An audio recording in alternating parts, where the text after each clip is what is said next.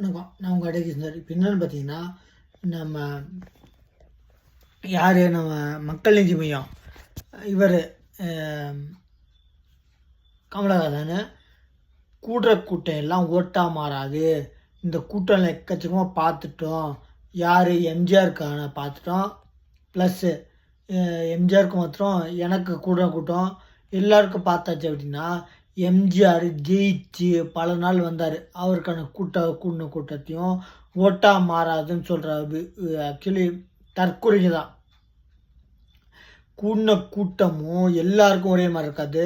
வடிவேலு குறித்து நயன்தாரா கூடுது, நம்ம சூப்பர் ஸ்டார் ரஜினிகாந்த் கொடுது அப்படின்னா சார் அது வந்து ஃபேன்ஸும் நிஜமாக காசுக்கும் கோழி பிரியாணிக்கும் குவார்ட்டருக்கும் கூடாத கூட்டங்கள் அதுதான் தொண்டர்கள்.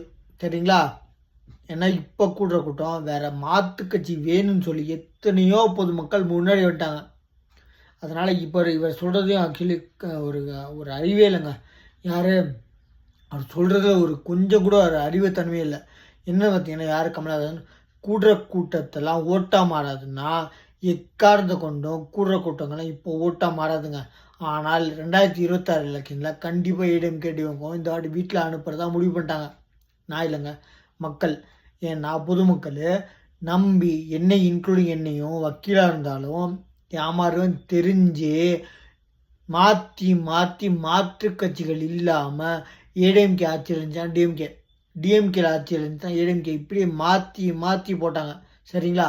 ஆனால் என்ன மாற்று கட்சிகள் இல்லாத காரணத்தினால தான் தவிர நீங்கள் வரணுன்னு காரணத்தினால யாருமே போடுறதில்ல. உடனே ஒரு டிஎம்கேல வர சொல்கிறாரு. யாரா அவங்கள்ட்டலாம் ஓட்டு கேட்டால் எங்களுக்காங்க எங்கள் தொண்டங்க அப்படின்னா தொண்டர்கள் ஃபேமிலியே போட மாட்டாங்க. அவங்களுக்கு அந்த அளவுக்கு காண்டில் இருக்காங்க. நல்லா புரிஞ்சுக்கோங்க. நான் இந்த வீடியோ அப்லோட் பண்ணுறேன், நல்லா பாருங்கள்.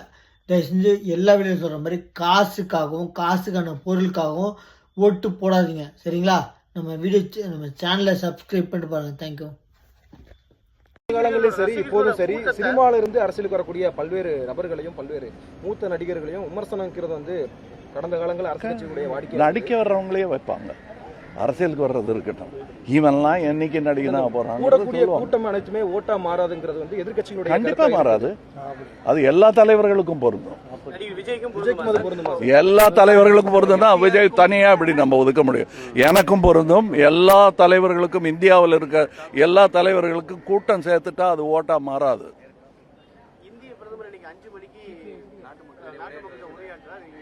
கேட்பேன், நானும் நாட்டு மக்கள் தான். விஜய்க்கு ஒரு வரியில அட்வைஸ் கொடுக்கணும்னா என்ன மாதிரியான அட்வைஸ் கொடுப்பீங்க? யாருக்கு? விஜய் அவர்களுக்கு. நல்ல பாதையில் செல்லுங்கள், தைரியமாக முன்னேறுங்கள், மக்களுக்காக செய்யுங்கள் என்பதுதான் நான் எல்லா அரசியல்வாதிக்கும் வைக்கிற வேண்டுகோள். நான் வெறும் சிட்டிசனாக இருந்தாலும் அப்படித்தான் வச்சுருப்பேன். ஐயா, எங்களையும் கொஞ்சம் பாருங்கள், எங்களுடைய முன்னேற்றத்துக்காக வேலை செய்யுங்க, உங்களை எந்த இடத்துல கொண்டு போய் வைக்கணுமோ நாங்கள் வைக்கிறோன்னு தானே மக்கள் சொல்கிறாங்க. அதைத்தான் நானும் சொல்கிறேன்.